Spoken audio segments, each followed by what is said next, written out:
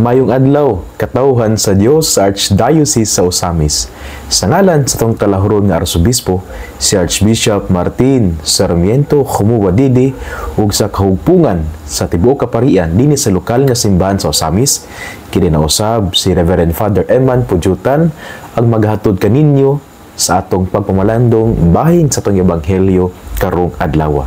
Mga igsoon ko ni Kristo, adlaw karon nga Sabado, December 7 sa tuig 2024, Sabado diha sa unang semana sa Adviento.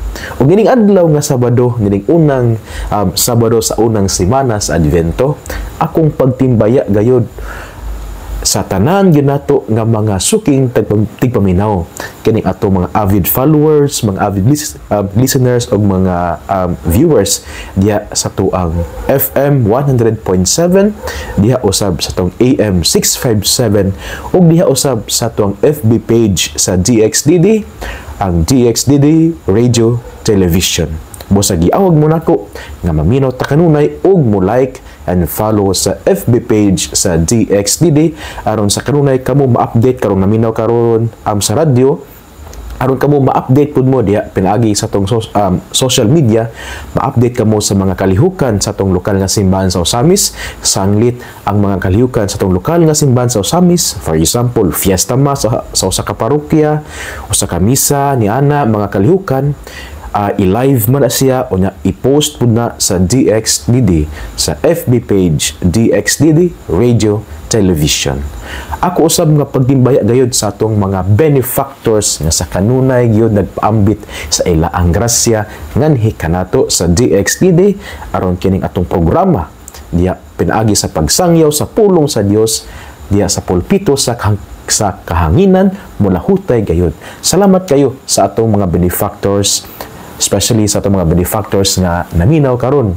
Ug ako pong usbon, ako ang kaning panawagan or pag-awhag nga akong gistorya kagahapon nga si kinsa katong anay malumong nga kasing-kasing nga willing nga mo support dili lang spiritually, morally, but also financially sa tuang DXDD.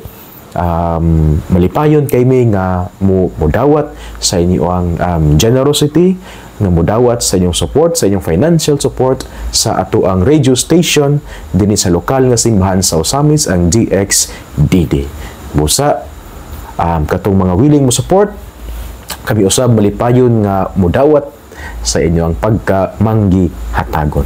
Usab nga igsoon ko ni Kristo ning adlaw nga Sabado, ako usab nga mga birthday greetings, belated nga birthday greetings ngadto kang seminarian Nico Solde, usa ni siya ka CY1 nga seminarian configuration year 1, but pasabot nga unang tuig niya diya sa St. Mary's Theologate tungod kay kagahapon adlaw nga Biyernes iya amang ang birthday niya. Kani si seminarian Nico Solde gikan siya sa Archdiocese sa Cagayan de Oro. Sanglit ang lokal nga simbahan sa Cagayan de Oro, usab sila nakapadala man og mga seminarista nga mag-eskwela nga pormahon aron mahimong pari puhon diya sa tuang binhi sa tuang seminaryo nga nahimutang sa Gango, Dakbayan sa Osamis, ang St. Mary's Theologate. Busa kang seminarian Nico Solde, belated happy birthday, 24th birthday niya kagahapon Biyernes. O niya wala po ko nahibalo kagahapon, nakibalo ko lang pagkahuman na mo og klase, nahibalo ko nga kaning birthday niya.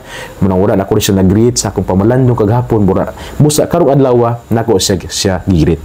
Kang seminarian Nico Solde, belated happy birthday kanimo. Ako usab nga pagtimbaya ngadto kang sa pamilya ni Tatay Romeo Sinugbuhan nga sa kanunay gid siya nagasunod o nagapaminaw niya itong pagpamalandong.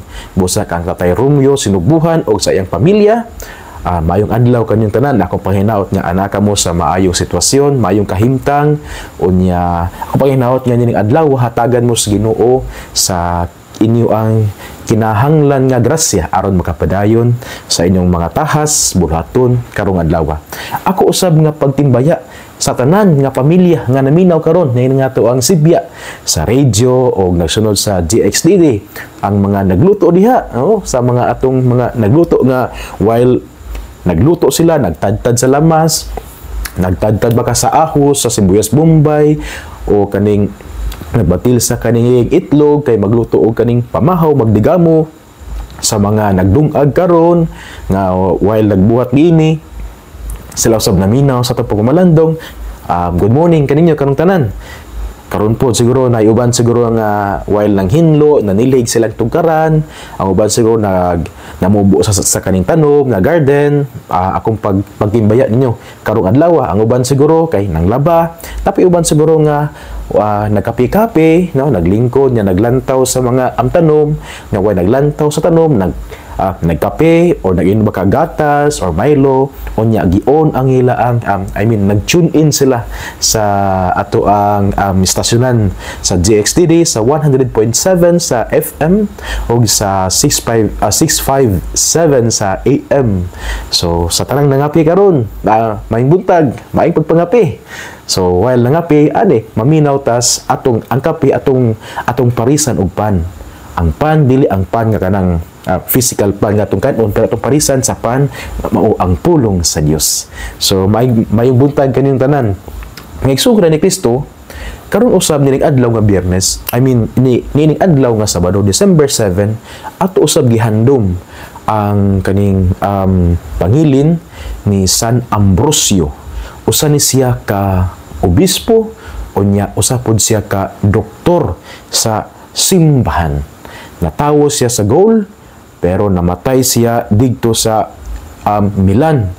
Sanglit siya, nahimo man siya nga obispo sa Milan. Pero prior nga nahimo siyang obispo, nahimo una siyang Roman provincial governor.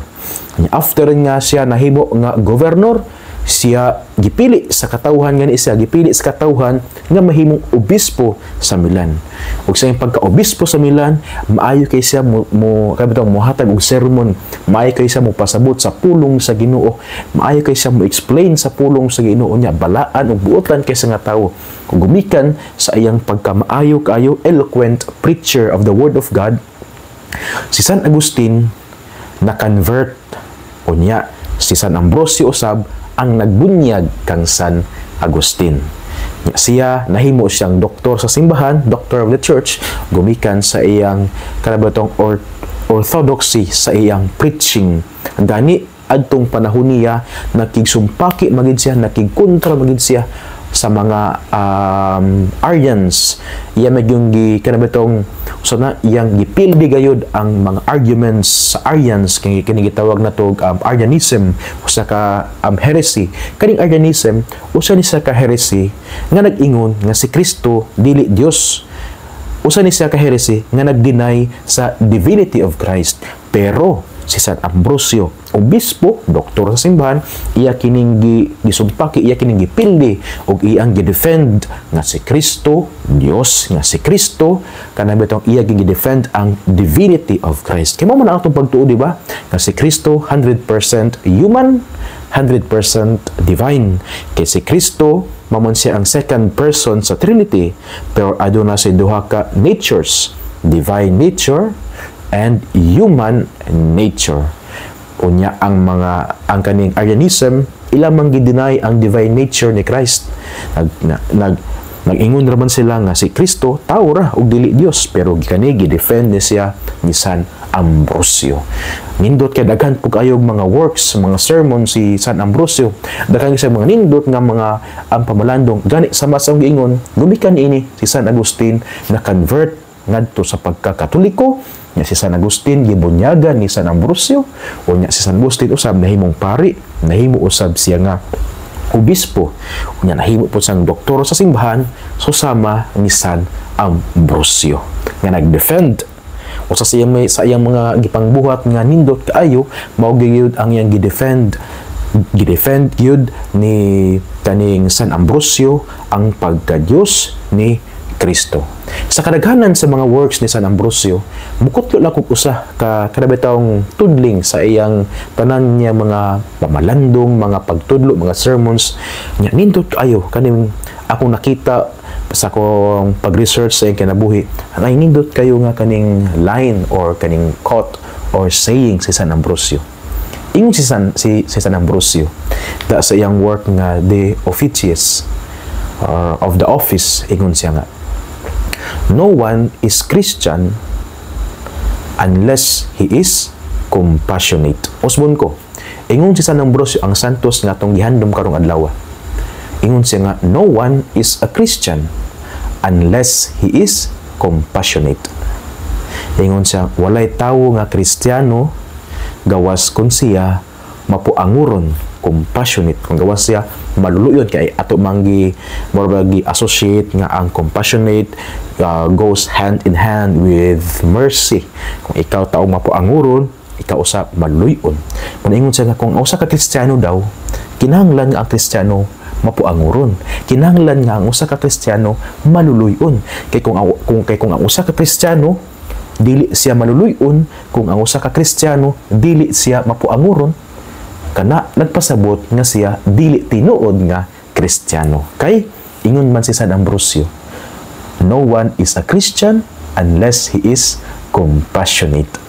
Sabot pasabot di ay ang usa sa mga kriteriya aron matawag tag Kristiyano, kung kita mapuanguron, kung kita maluluyon. Di ba? Kita giawhag man punta ni Kristo diya sa mga ebanghelyo. Ingon si Kristo nga kita kinahanglan mahimo tang maluluyon sama nga ang atong langit nung amahan maluluyon. Yan indot kay mga igsuon, kini bitong compassion nga giingon ni San Ambrosio, kini bitong compassion, because ingon man siya nga no one is a Christian unless he is compassionate. Kini word compassion banindot kaayo. Kung ato ni siyang lantawon diya sa iyang meaning sa Hebrew. Kay sa Hebrew, ang word nga compassion is rahamim. Unya kaning rahamim, ang translation ani sa English, dili lang compassion. Pero kini usab nagpasabot og taguangkan. Womb sa usa ka inahan.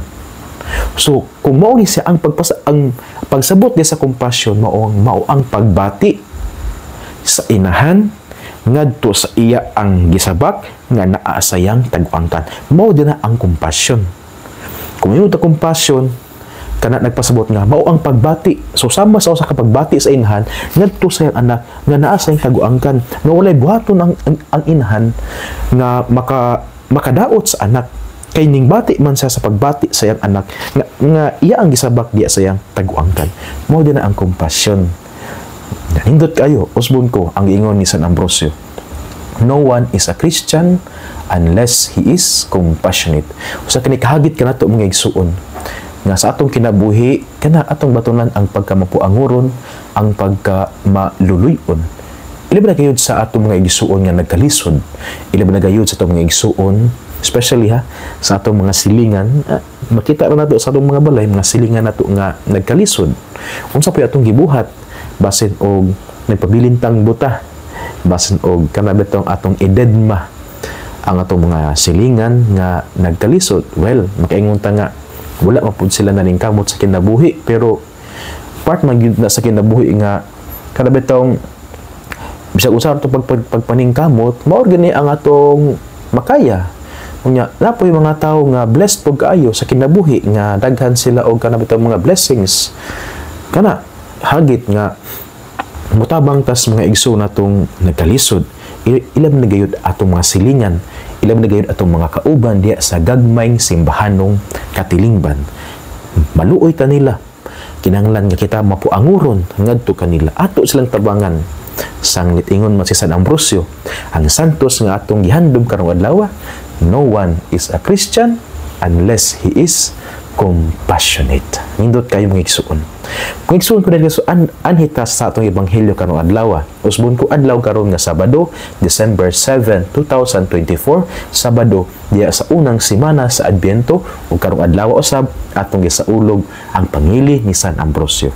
Ang atong ebanghelyo nining adlaw nga Sabado atong kutluon sumala sa ebanghelyo ni San Mateo. Himayaon ikaw o Kristo.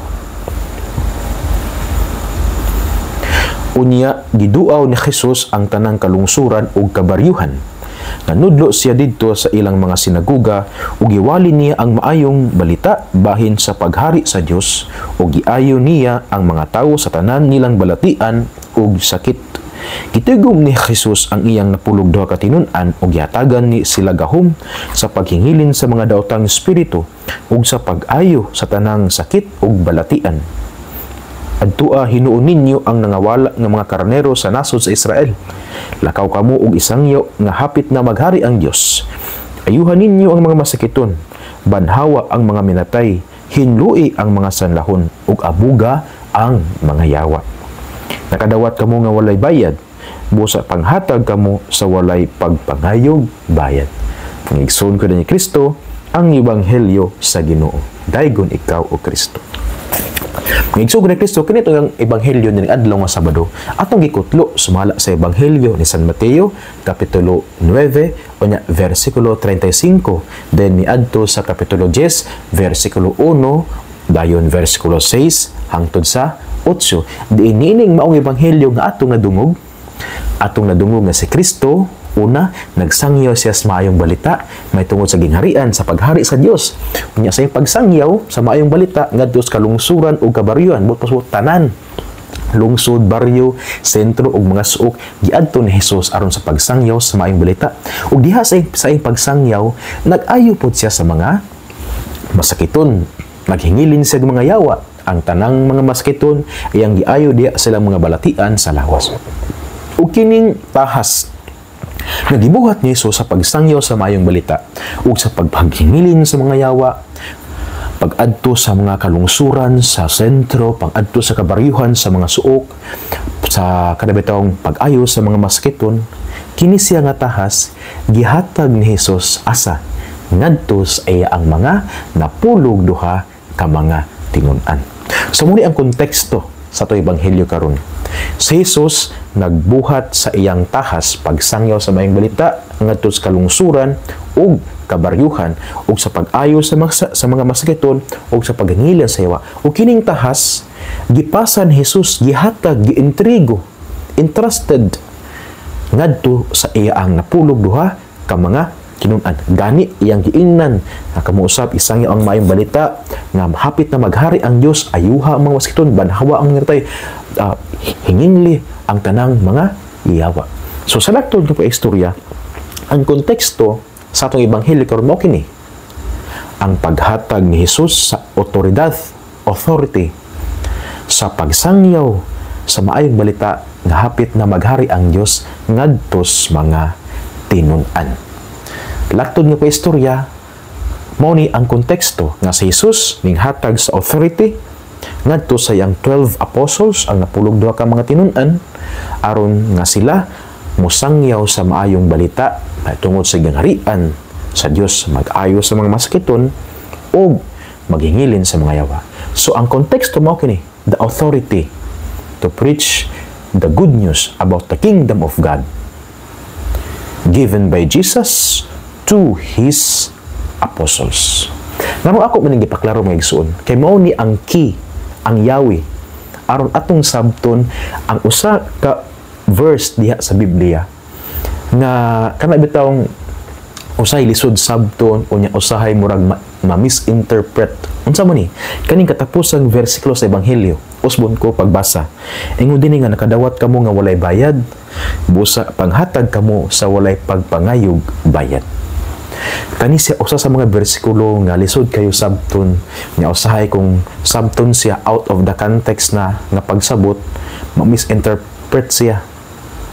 Muna akong gipaklaro kaganina nga ang konteksto sa atong ebanghelyo mao ang paghatag sa authority ni Jesus sa pagsangyaw sa maayong balita ngadto sa iyang mga ituan. Naman kay mao man ni ang authority usab nga ihatag sa mga apostoles ngadto sa mga sumusunod nila nga dili nila pabahiran. Usbon ko, ang mga apostoles nakadawat sila sa authority ni Jesus or ang mga apostoles nakadawat sa authority sa pagsangyaw sa maayong balita, sa pag-ayo sa mga masakiton, sa paghingilin sa mga yawa. Gikan kang Jesus nga walay bayad, wala man nila ni bayre, wala pa nila ni palita. Gihatag ni Jesus kanila kining authority freely. Busa giingnan pod sa Jesus nga kini usab nga authority ilang ihatag ngadto sa uban nga walay bayad. So ang Munang akong gipaklaro ang konteksto nga kini nagpasabot nga mao ang paghatag sa authority tungod kay masabtan nato ang last nga verse katong paghatag nga kadawat silang walay bayad, murang muhatag silang walay bayad tungod kay ang nadawat nila nga walay bayad mao man ang authority, ang katungod nga mosangyaw sa maayong balita. O kini nga katungod kung ihatag sa mga apostoles ngadto sa uban, dili po nila ni pabayran. Mo ni pasabot niini. Kay usay sabton nato ni nga verse nga mohatag nga walay bayad, nya mo nang nga nakadawat nga walay bayad, mo nang muhatag nga walay bayad nya anay uban nga ilang i-relate ngadto sa atong sa simbahan. For example, sa simbahan inoon wala may bayad ng magpabunyag, wala may bayad ng magpamisa, wala may bayad ng magpakasal. Nya naman tay karabitong kwarta nga ihata unsa man na siya, dili man bayad sa sakramento. Kaya ang sakramento nadawat nato gikan sa Dios nga libre atong ihatag usab kini nga libre, the authority. Unsa man ang atong gibayad or kana atong gihadlad? Well, alang man na siya sa mga kabitong practical nga buhaton diya simbahan, mga maintenance, mga services. Kaya ang simbahan mubayad man nagkuryente, mubayad man nagtubig, mubayad man na sa mosildo man sa nagtrabaho, unya mupalit man ang mga pagkaon, usa may kanon nila sa kumbento, usa may kanon sa mga pare, usa may kanon sa kabitong nagtrabaho sa kumbento, unya naamay charitable works ang simbahan. So you see, dili wala atong gibayran ang sakramento, atong gibayran katong mga ubang butang nga nakinahanglan og bayad. Maintenance sa kumbento, mga pagkaon. Ngayon, kay the authority was received by the apostles freely from Jesus. Og mausab kini ang ihatag nga free ngadto sa uban. Usbon ko kining katapusang verse nga nakadawat og walay bayad, mao nang ihatag nga walay bayad, kini nagpasabot sa authority nga nadawat sa mga apostoles gikan kang Hesus sa pagsangyaw sa maayong balita. O mao po ni ang ilang authority nga nadawat kang Hesus nga free, o mao po ni alang ihatag ngadto sa uban nga free. No wonder why kung muadto ta sa laing libro sa Biblia, ang buhat sa mga apostoles, chapter 8 verses 9 to 24. Usbon ko, buhat ang libro sa buhat sa mga apostoles, chapter 8 verses 9 to 24. Dira nato mabasa nga adunay usa ka tawo nga ginganlag Simon, dili si Simon Pedro, si Simon. Nakini si Simon, magician ni siya. Unya sa pagkadungog niya wali ni sa mga apostoles, sa pagkakita po niya sa mga buhat sa mga apostoles, na-convert siya ngadto sa pagkakatoliko, nahimo siyang kabahin sa pundok sa mga apostoles, sa mga disipulo ni Kristo. Sa laktod nga istorya, siya nakadungog sa kanibitawong, siya nahimong disipulo ni Kristo, nahimong tinun-an ni Kristo. Ug karon sa pagkakita niya sa mga gipangbuhat sa mga apostoles nga kaya bitaw naghingilin sa mga yawa, nag-ayo sa maskiton, nagpandong sa kamot sa mga ulo, ngadto sa mga sumusunod, naghatag sa katungod. Na-amaze kay siya. Nya gusto niya nga kana bitaw makaduot pod siya ani nga kana bitaw pagsangyaw sa maayong balita, paghingilin sa paghingilin sa mga yawa, pag-ayo sa maskiton. Kani nga power gusto po niyang makuha. Unsa gibuhat niya? Yang istorya ang mga apostoles ug iya untang paliton kining power or authority to preach the good news, to cast out demons, to heal the sick. Tungkol na-amaze siya, gusto niyang paliton. Nga unsay giingon ni Pedro. Giingnan sa ni Pedro nga kana imong gihunahuna, daotan, dili ka na kabubuton sa Dios.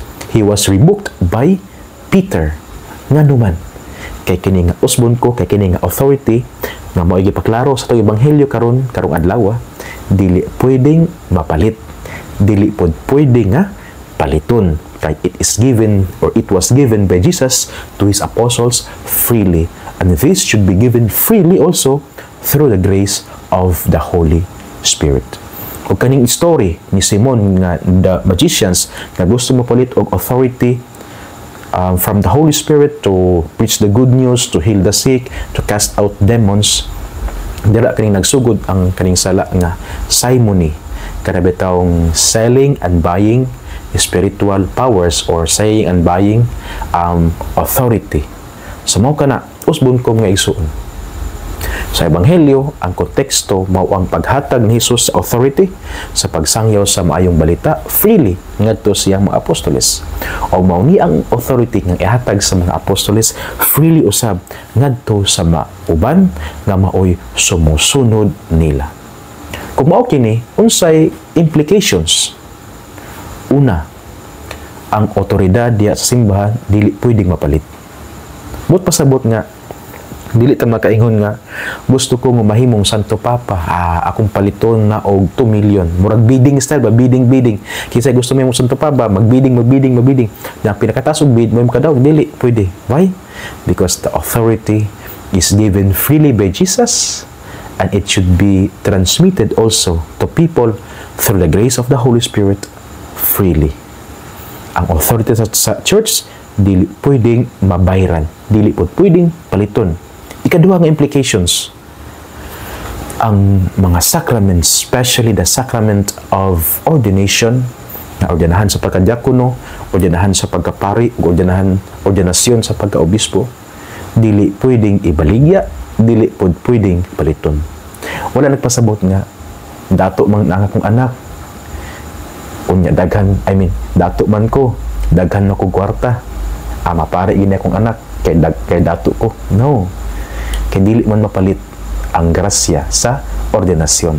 Ini po warning po ni siya sa mga benefactors we appreciate your generosity sa benefactors. Nagpasalamat ni nga kamo nagpaambit sa inyong grasya pagtabang sa formasyon. Pero likayan uta nato ang panghuna-huna. Kana bitong wala gito, kana bitong bingon bitaw nga dili kana siya, dili unta na siya mapari ba kung wala pa ang akong kwarta. Mura ba ang ato ang kwarta mo nakapapari sa usa ka tawo? No, well, ang atong tabang significant diya sa pag-realize sa iyang vocation.